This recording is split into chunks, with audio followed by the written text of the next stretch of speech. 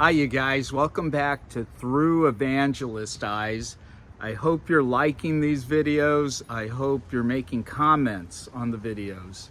And many of you are, and I really appreciate that. Today's video I'm shooting in my backyard, and the reason I'm doing that is the content just stopped me in my tracks. You know, my sign that I take to the street, it says, "Consider what you believe. Forever is a long time to be wrong." Well, that also means we ought to consider what we believe, because forever is a long time to be right. And in our rightness, we know that we are headed to glory.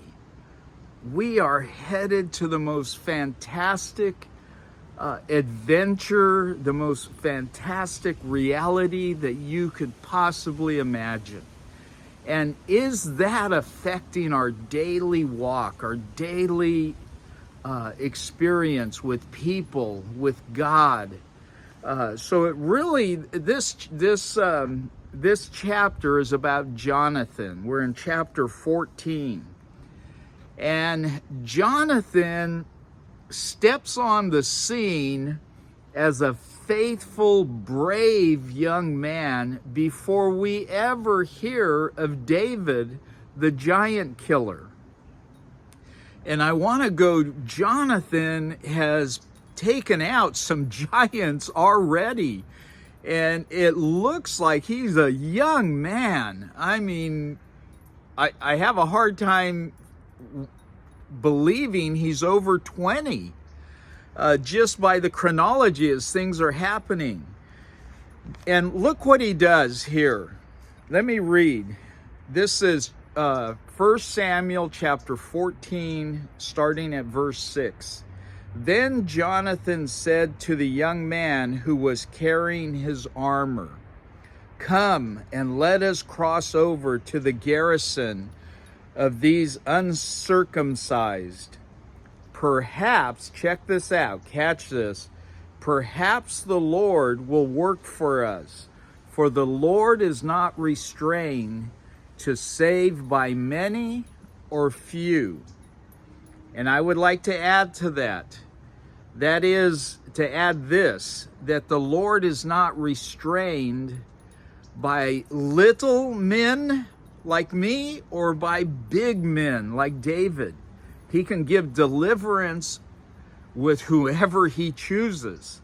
And sometimes we need that simple faith that says, you know what, this whole story called life demands God's hand in it.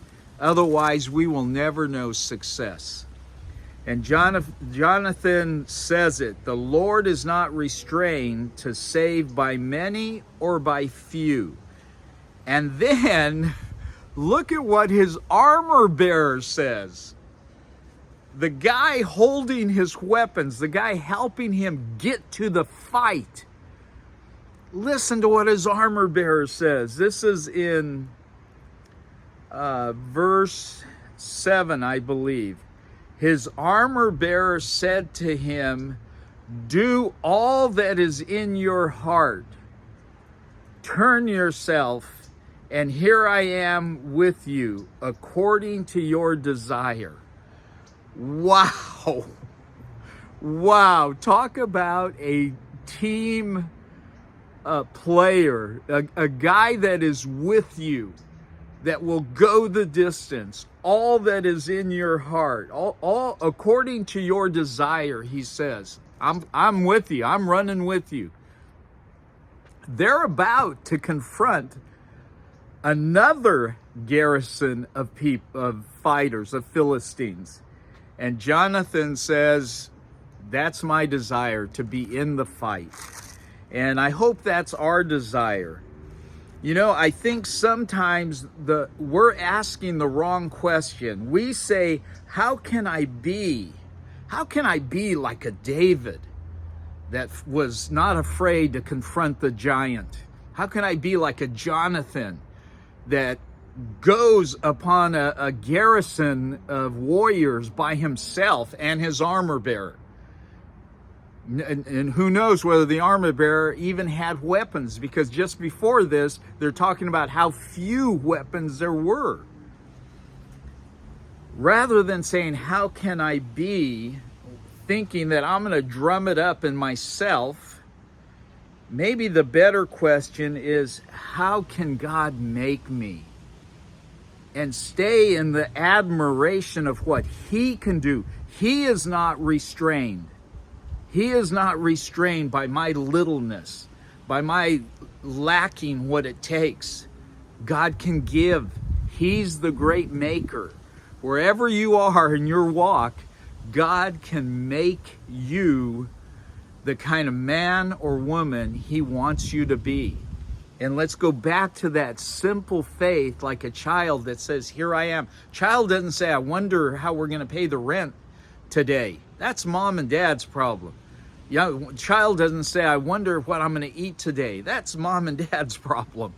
Child doesn't say, I wonder where we're going next week. Mom and dad are handling that. How can we get back to that childlike faith added to what we know in the Word and trust God in our victories? He is not restrained. And Jonathan's armor bearer says, I am with you. I am with you. Here I am with you according to your desire. Wow.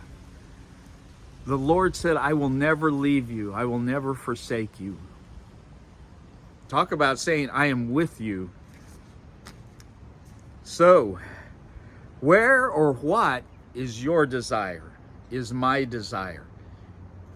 If I look at them and they're not the right desires, they fall short of what they should be, then, oh God, give me good desires. Give me the kind of desires you want me to have. For the things of the flesh, is that where my desires are? They've been there way too often. For the things of the flesh in the world, or the things of God and His wisdom. Amen. And I'll be heading out to the street from here, but I wanted to get this down in a way that I could focus on this amazing proclamation by Jonathan and his armor bearer. The Lord is not restrained to save by many or by few. And I am with you according to your desire. Amen, and God bless you. And here we go in just a little bit. God bless you.